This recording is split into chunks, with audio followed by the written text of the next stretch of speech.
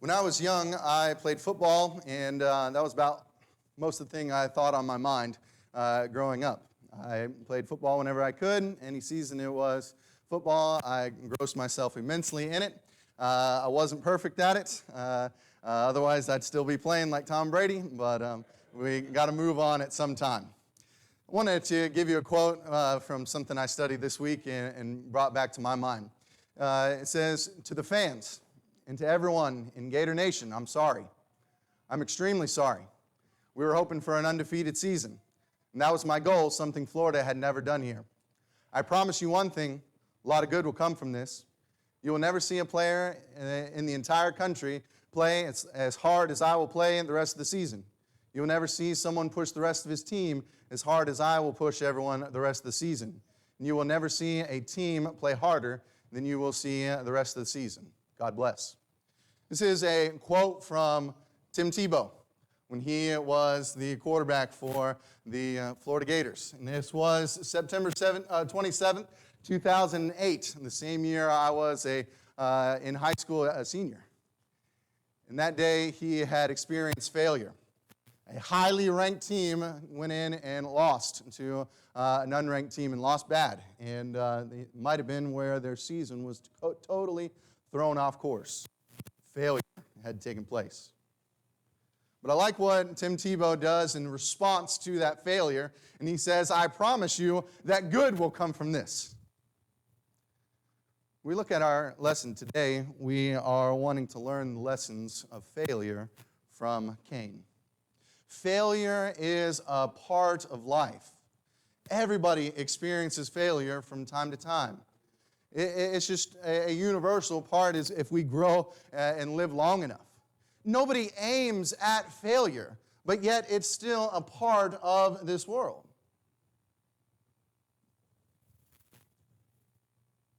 Even the best fail from time to time. One of the things we need to see and understand is how we react to failure. There's some people that have failures or see failures of other people, and they learn the mistakes, and they are able to move forward and achieve higher. But then there are some people, when they fail, that they become frozen, or maybe even they turn negative and go backwards. We can learn from failures in our own life. But one of the cool things that God gave us with our memory and with our mind and our intellect is that we can also look at the failures of others and learn from it. One of the most basic things that we understand from failure is the consequences of failure, of suffering and pain that comes about. We are creatures that do not want to have pain and suffering. And so we want to try to steer clear and avoid those things of failure. And if I can avoid it in my life and learn from someone else, that's a little bit better of a path to take. Because there are many examples that we can find of how not to do it.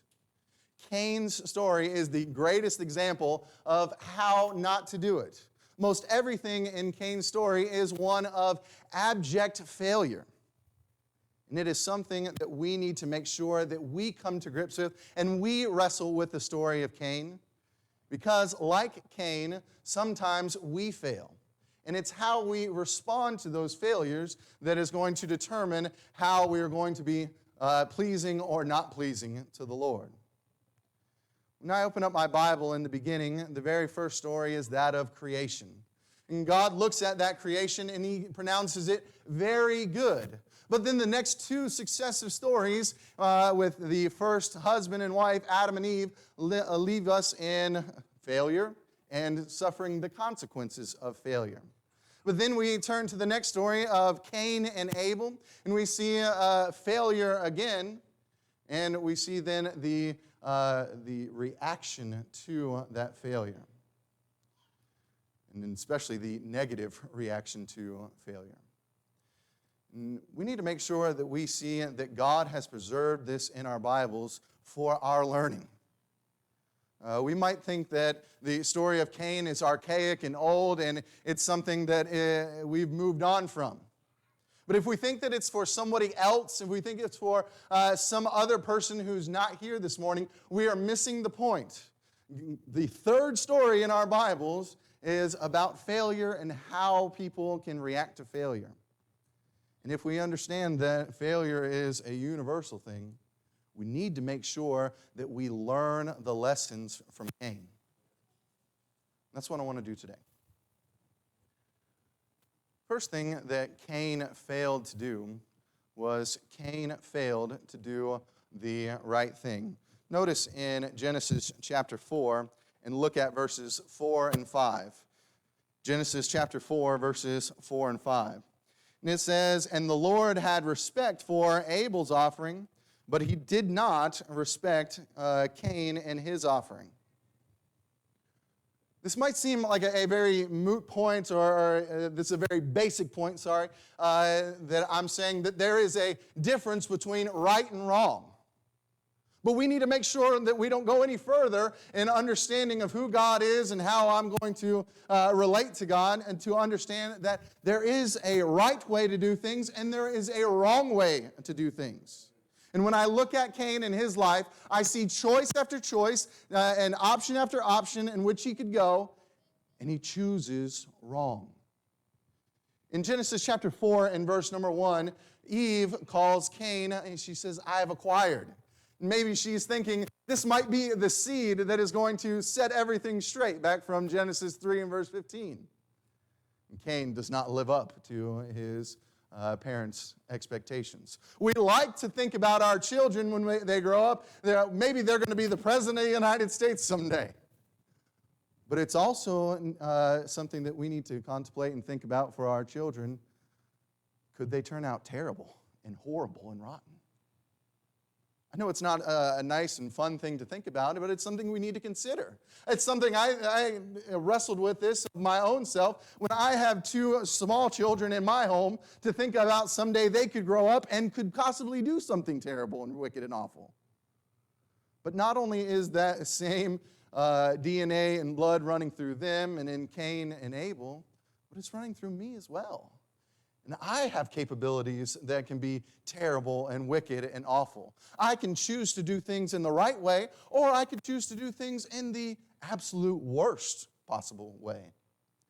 Cain chose wrong when he offered his sacrifice.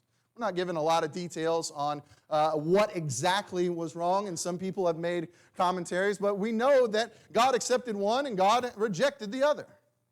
Cain also failed to be his brother's keeper. His brother was a keeper of the sheep, and Cain should have been a keeper of his brother. He failed to do that. Cain failed to stay in the presence of God. In Genesis 4 and verse number 16, it says Cain went out of the presence of God. This is a physical leaving out, but it's also a spiritual walking out on God. When I look at the descendants of Cain, and you read the descendants of Cain and Lamech and what he tells his wives, and Cain fails to teach his own children. Because he says, "A young man I've wounded for offending me, and he's slain others." He says, if Cain is avenged sevenfold, I'm avenged 77-fold. If Cain was a certain level of bad, I'm even worse than he is. His descendants hadn't learned. There's a difference between what is right and what is wrong. And again, you might think that this is a basic point, but we are living in a world and a society that wants to get rid of the idea of right and wrong. I don't know how you could educate yourself to the point where you think that there is no difference between what is moral and what is not moral, what is ethical and what is not ethical. But this is the world in which we live in, and it's the crazy, idiotic world that we live in to think that there's no such thing as wrong and right. You tell those people who were murdered in their own country, 6 million Jews, and say that the Nazis didn't do something that was wrong. But that's the stance that some people want to take when they want to get rid of ideas of right and wrong in this world. But we know these things intrinsically, that there are times when people can fail. And that is the lesson that Cain needs to make sure that we gain and understand. First lesson that Cain gives us is there is a possibility of failure.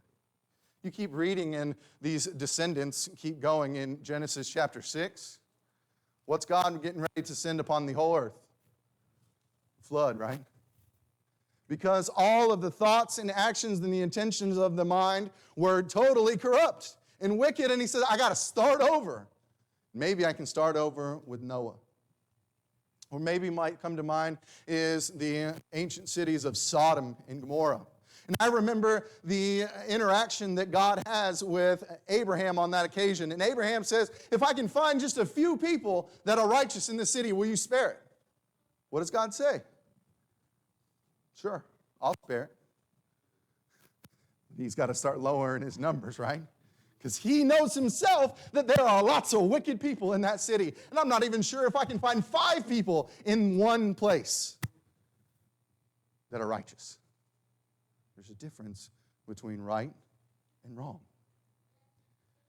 We need to understand this for ourselves when we share with our friends and neighbors. Turn in your Bibles to 2 Corinthians chapter 5.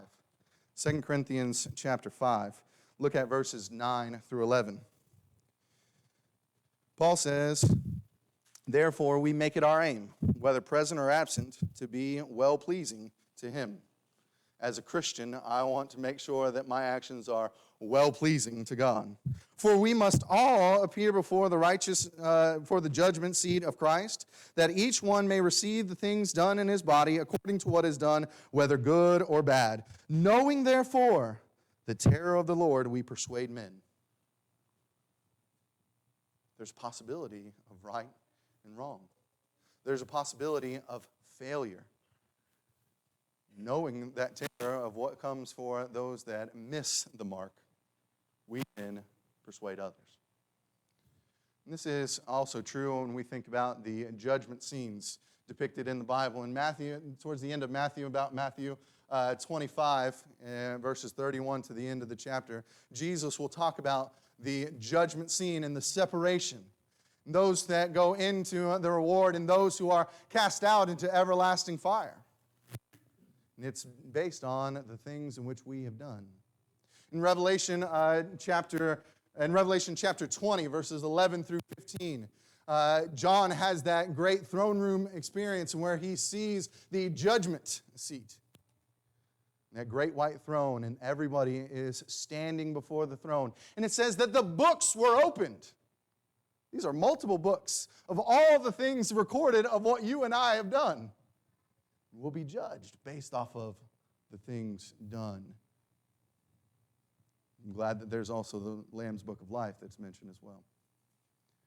The first thing we need to make sure we understand is if we are going to learn from Cain's failures, we need to understand there is a possibility of right and wrong. There is a possibility of success and failure. In the second place, Cain failed to take responsibility. Notice back in our text in Genesis chapter 4 and look at verse number 7. God tells Cain, he says, if you do well, will you not be accepted? If you do well, will you not be accepted? What's the very first thing Cain should have done on each of those times in which he had made mistakes? He needed to take responsibility. He needed to own up to the fact, and he himself personally had missed the mark. The end of Cain's story doesn't have to be one of doom and gloom and rejection from God. There was failure, but he had a choice in the matter of how he would respond. He failed to take responsibility. There's 3 things that Cain had to do in order for him to take accountability and responsibility for what he had done. First one, he needed to recognize that there was a right way to offer to God and there was a wrong way. When you read the text, Cain never realizes the difference. Or if he does, he never says it out loud. In the second place, he had to acknowledge that his particular offering was wrong. Was it God's fault for having sacrifice? After all, this sacrifice is reflective of the sacrifice that's coming way far into the future that's going to be for his benefit. And his faith in that sacrifice was for his benefit. So was it God's fault? No. Could he look at his brother Abel and say, it's his fault? That goody two-shoes, he's always doing things right. No, Cain offered, and his offering was accepted. He had nobody else to blame but himself. But you never see him take responsibility that he himself had done wrong. And the third thing, he needed to acknowledge that he had the ability to make a change. He had it within his own power to do something different. God pulls him aside and tells him, this is the way back. If you do well, will you not be accepted? Is God some God that says, you're automatically rejected because you're Cain and I don't want you? That's not what he says at all. But if he does what's right, if he was willing to do what's right, God says, you'll be accepted. God is very patient with Cain on this time. But it's his choice of what he's going to do, whether he's going to take responsibility. Yeah, and this is exactly how God comes to us when we fail. He says, hey, if you want to fix things, if you want to do it right, make the right choice. Take the responsibility. You messed up. But here's the way back. Like I said, we know these things and we see these things in our world. We see those things even sometimes in our lives when we know we've messed up and the mirror is pointing squarely at us and we say, I'll turn it to somebody else. We need to make sure that we are wrestling with the failures of Cain to make sure we are not making the same mistakes. The second lesson that Cain teaches me is that I personally can fail. I can mess up. It's not just somebody out there. It's me. I can fail and I can mess up. Think about David. David is one of the best that humanity had to offer. One of the most things we remember about David is the failure that he has with Bathsheba. In 2 Samuel chapter 11, he is at the wrong place at the wrong time, and he sees that woman bathing on the roof, and he comes and he takes her for his own. And the consequences of his choices happen, right? And instead of owning up to those consequences, he tries to bring Uriah back home, right? Tries to cover up and see if he can do that. When Uriah is more righteous than David, then he goes worse and has him put back into the fray. And then when the fray is the worst, pull back from him, let him fall. And David, for a time, thinks that he has gotten away with it. And his failure has been covered up. Nobody knows. God knows. God knows when we fail. And we're not going to get away with anything with God. And so instead of trying to pass it off to others or try to sweep it under the rug, we need to own up to it. When Nathan the prophet comes and he confronts David, you're the man. Not in a good way, you're the man. He's confronted with his failures. One of the things that's awesome about David is whenever David does mess up in the Bible, we see him also owning up. If you look, and we won't have time to look at everything in Psalm 51, but this is David's apology. This is David's repentance for what he has done. Against you and you alone I have sinned, O Lord. And he's seen the failures of the king who went before him, Saul, and how Saul had the Spirit of God on him, but it was taken away. So David pleads with the Lord, say, don't take your spirit from me. Renew mine. Give me a new heart. And he takes ownership of it. We're very familiar with certain passages in our New Testament, Romans chapter 3, starting in verse number 9 and going all the way through the end of the chapter, talking about how both Jews and Gentiles are charged under sin. No one is righteous, no, not one.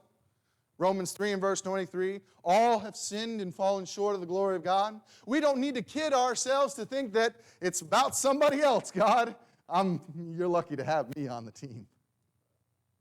That's not the way in which we know. We know this. We are more familiar with our own flaws and faults than anybody else. Don't kid ourselves. That's why 1 John chapter 1 and verse number 8 says, don't deceive yourselves to think that you don't have any sin. And verse number 10 says, don't call God a liar trying to say you haven't had any sins. We're all under the same condemnation. We all have failed and missed the mark. There's no hiding it. So again, we need to take responsibility for it. Third place this morning, Cain failed to master his emotions. Go back to Genesis chapter 4. Genesis chapter 4. Read verses 6 through 7. Or read verse 5 through 7, excuse me. He did not have respect for Cain and his offering, and Cain was very angry, and his countenance fell. So the Lord said to Cain, why are you angry? And why is your countenance fallen? If you do well, will you not be accepted? And if you do not do well, sin lies at your door, and its desire is for you, but you should rule over it. God takes Cain aside, and he does a little mini therapy session with him, right? The first thing he tells them is to assess what's going on. Sometimes people aren't really familiar. You've got to teach kids what it means to be angry or sad or happy, and you'll show them little pictures, right? You can see Cain's face. You can, put your lip out and change your countenance and that sad and angry look, and you can see that on Cain's face. Cain is angry. God tells him the way back to have peace, to have satisfaction. It's not to go and let those things fester and grow inside of him, but it's just to do what's right. That's going to make him have that peace and satisfaction. But God tells him very plainly, he says, sin is lying at your door. It's ready to pounce. Serpent wasn't done with his temptation of humanity with Adam and Eve. It's only going to grow and get bigger as humanity expands. And sin and desire, when it takes form, is going to produce all manner of evil. And if he lets those things fester inside him, if he does not get a hold of his temper, if he lets anger and his failure get to him, it's this crouched animal ready to pounce. And how is it manifested? He devises a plan in which he's going to take his brother in the field. And he's going to let out that frustration and let out that anger in that way. He takes his own brother's life. Does that give him any peace? Does that give him any satisfaction? It only gives him more heartache and misery. The very best that humanity had to offer with Abel is rejected. Not only rejected, it is cast aside, and his blood flows in that forest. Terrible, terrible thing. Cain could not use his emotions in the right way. But notice, I don't want you to get something wrong. God gives us all of our emotions. They all come from God. I'm made in the image of God. Has God ever gotten angry at things? Is God ever disappointed? Absolutely. Did Jesus, when he walked this earth, were there things that distressed him? Were there things that got his blood going? Yes. And there are times in which there is an idea of righteous anger. You think about Jesus when he goes and flips over the money changers in the temple. And he makes a cord of whips and drives those people out. In the Gospel of John, the disciples remember that quote from the Old Testament, "Zeal for your house is eating me up." Was Jesus righteous in that moment? Absolutely. But we need to be careful about our emotions. Our emotions can drive us to do things. They can drive us to do good things like you see with Jesus, but they can also drive us to very terrible and wicked things. Look in a couple places with me. Look in Ephesians chapter 5. Ephesians chapter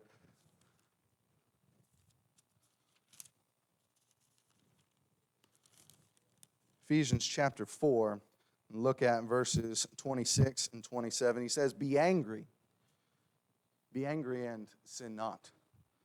Do not let the sun go down on your wrath.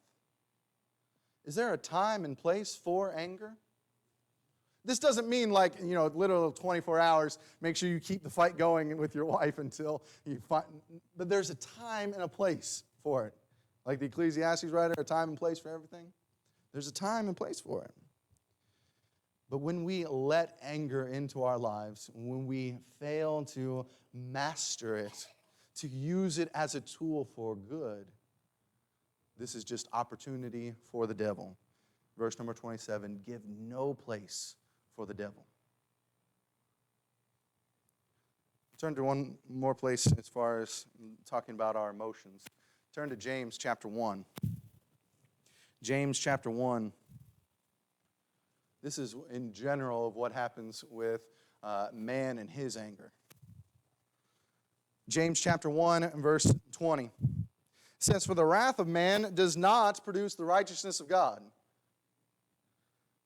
In verse 21, he says, Therefore lay aside all filthiness, overflow of wickedness, and receive with meekness the implanted word, which is able to save your soul. It's not going to be wrath that brings us to that right place. Now, wrath might be where we start with, in anger and the downcast face.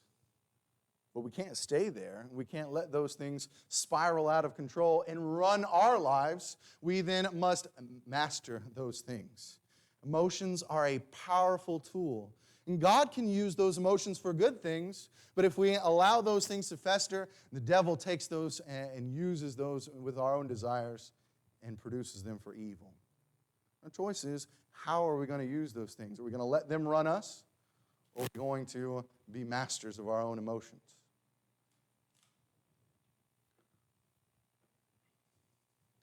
I want you to think in closing about a tale of two disciples. In Matthew chapter 26, Jesus tells his disciples that all of them were going to fail. They were going to be scattered like sheep without a shepherd. And two in particular, you think about Judas. How does Judas fail? Judas sells Jesus out for 30 pieces of silver. We might think that's pretty horrible, which it is. But don't think that the other disciples didn't run off when they could have stood up. They failed too. Not only that, Peter says, hey, if all the rest of them fail, I'm never going to leave you. Such a boastful thing for Peter to say. But what does Peter do?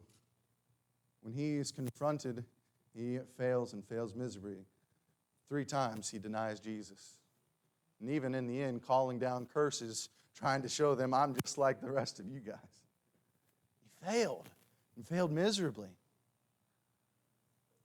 And Peter goes out, and when he realizes his failure, and he goes out and weeps bitterly. Judas, he has remorse too. He throws the money back. But Judas doesn't see any way out. He takes his own life. Peter, I think, has the idea, maybe, I'm not worthy. I'm fired. So he goes out and goes fishing, right? And Jesus meets him and has breakfast with him. He pulls him aside and he says, Peter, do you love me? Oh, yes, Lord, you know I love you. But he failed. Peter, do you love me? Yes, Lord, you know I love you. I failed miserably twice. And then Jesus asked him one more time, Peter, do you love me? He's grieved when Jesus asks him because he knows exactly what he's taken his mind back to. But did that have to be the end for Peter? His failure and weeping bitterly? That is not the end. And we know that's not the end because you look in the rest of your Bible and the contribution that Peter makes. Can God work with a man like Peter? Absolutely he can. God can work with us. Are we willing to work with God? When Cain fails, he never takes responsibility and he leaves out from the presence of God. There's no coming back when you yourself walk away. Same way with Judas. What good is the anger and the sadness and all of those negative things if I just stay there? It's nothing. But if I use those things to look for the solution. Jeremiah talks about God in Jeremiah chapter 18. He calls God the master potter. And just like a potter who takes an old vessel that's been chipped or marred or cracked, it's failed in some unique way, he throws it back on the spinning wheel and he shapes and molds it again. God looks at you and I and he says, yes, I know you failed. I know you have failed miserably. But that's exactly why I gave the sacrifice. It's for your benefit. God can take that mired and broken and failed piece of pottery, and he can mold it back into something that he wants, into the shape and usage for his work. And for you and I today, it's transforming and molding us into the image of his dear Son. The question then is, what kind of clay can God work with? Can he work with dried up clay, hearts of stone?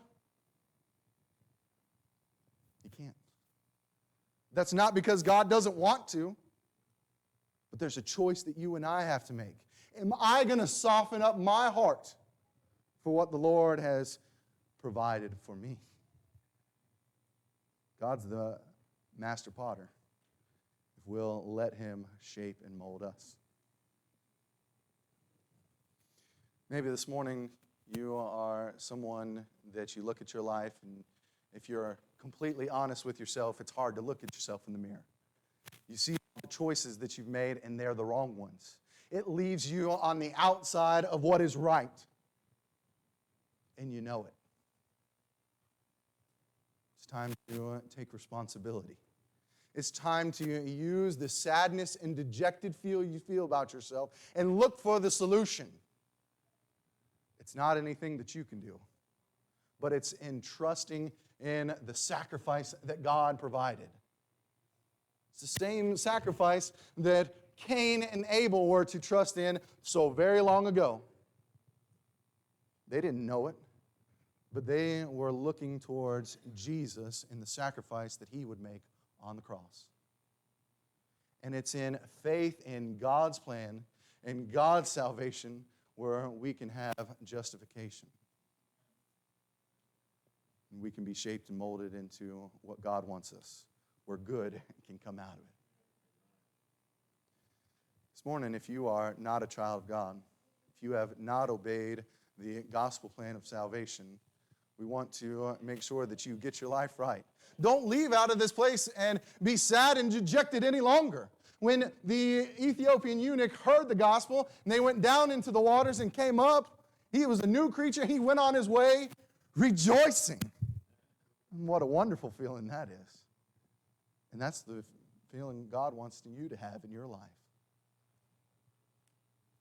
This morning also, there may be someone who has failed and failed miserably, maybe even a child of God who knows what is right and has done what is right, but now finds themselves back in the muck, in the mire. Don't stay there any longer or a moment too long. It's time to get it right. We can ask for prayers of the church, and then prayer for one another. We can be restored if you are willing, if you are clay that's moldable into the master potter's image. This morning, if you stand in need of the invitation call, it is extended. Please come as we stand and sing a song.